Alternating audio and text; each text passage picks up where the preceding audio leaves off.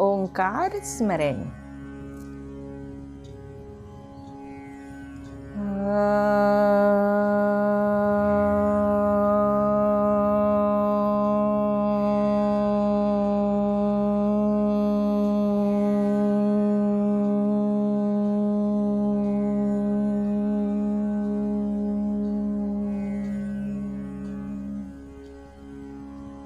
दोस्तों, एक बहुत ही प्यारी सी पौराणिक कथा सुनाने जा रही हूँ।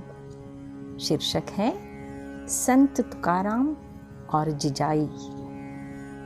महाराष्ट्र के संत तुकाराम की पत्नी को गिरस्ती का सारा जंजाल संभालते संभालते नाकों में दम आ गया था।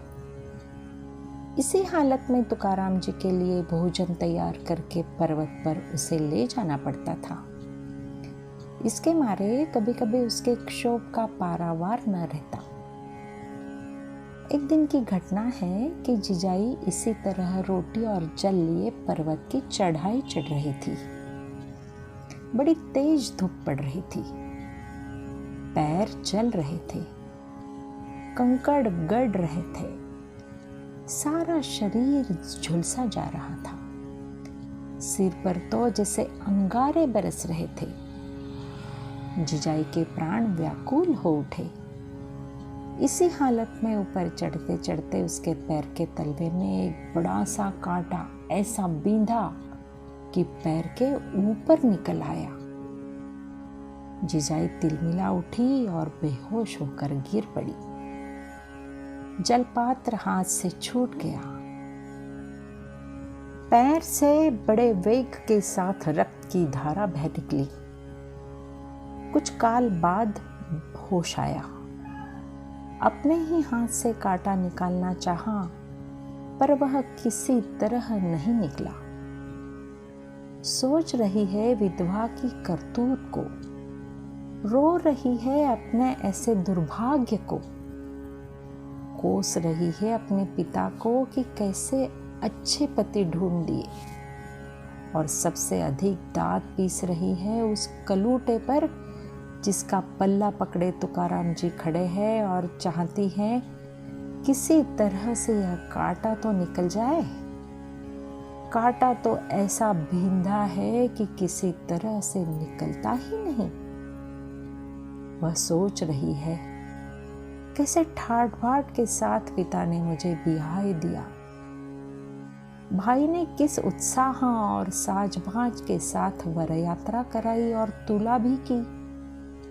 मायके में बीते हुए सुख के दिन याद कर करके तुकाराम जी के संग रहने से होने वाले कष्टों पर वह फूट फूट कर रोने लगी।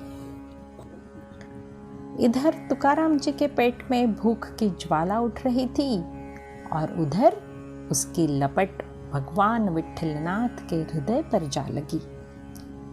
जिजाई के कष्टों ने भी वहां पहुंचकर दया मैया को जगाया। ये कष्ट एक पतिव्रता के स्वधर्म निर्वाह के कष्ट थे।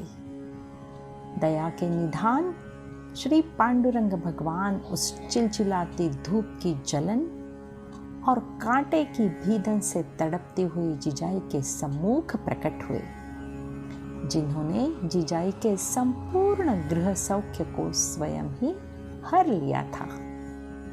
श्री विट्ठलनाथ जी की वह शाम लावण्य मूर्ति सम्मुख खड़ी देखकर क्या जिजाई को कुछ संतोष हुआ? क्रोधाग्नि और भी वेग से भड़क उठी और जिजाई क्रोध के अंगारे बरसाने लगी। कहने लगी, यही है वह काला कलूटा जिसने मेरे पति को पागल बना दिया। तू अब भी पीछा नहीं छोड़ता? क्या अब मेरे पीछे पड़ना चाहता है? मेरे सामने अपना यह काला मुंह लेकर क्यों आया है? जिजाई ने भगवान की ओर पीठ फेर दी और दूसरी ओर मुंह करके बैठ गई। उस विलक्षण दृढ़ता को देखकर भगवान को भी कुछ कौतुक करने की इच्छा हुई। जिस ओर जिजाई ने मुंह फेरा था उसी ओर सम्मुख होकर खड़े हो गए। जिजाई ने झुंझलाकर फिर मुंह फेर लिया। भगवान यहाँ भी सम्मुख हो गए आठों दिशाएं जिजाई घूम गई, पर जिधर देखो उधर वही काले कृष्ण कन्हैया जिजाई के जलैया खड़े हैं। इधर देखो तो वही, उधर देखो तो वही, ऊपर देखो तो वही, नीचे देखो तो वही, कहाँ किधर वह नहीं। जिजाई जिस ओर दृष्टि डालती उसी ओर उसे श्री कृष्ण दृष्टि आती। अपने दोनों नेत्र दोनों हाथों से खूब कसकर बंद कर लिए। तब तो भगवान अंतर में भी दिखाई देने लगे। पिता जिस प्रकार अपनी पुत्री पर हाथ फेरे, उसी प्रकार भगवान ने जिजाई के अंग पर अपना कमल कर फिराया और जिजाई का पांव अपनी पालथी पर रखकर ऐसी सुविधा में कि जिजाई को किंचित भी वेदना नहीं प्रतीत हुई, वह कांटा चट से निकाल लिया। तब जिजाई और उनके साथ साथ भगवान तुकाराम जी के समीप गए। तुकाराम जी ने इन दोनों को एक साथ जो देखा तो उन्हें रात्रि और दिवाकर के साथ ही साथ आने का भान हुआ। तुकाराम जी के साथ साथ भगवान और जिजाई ने भी भोजन किया। धन्यवाद दोस्तों।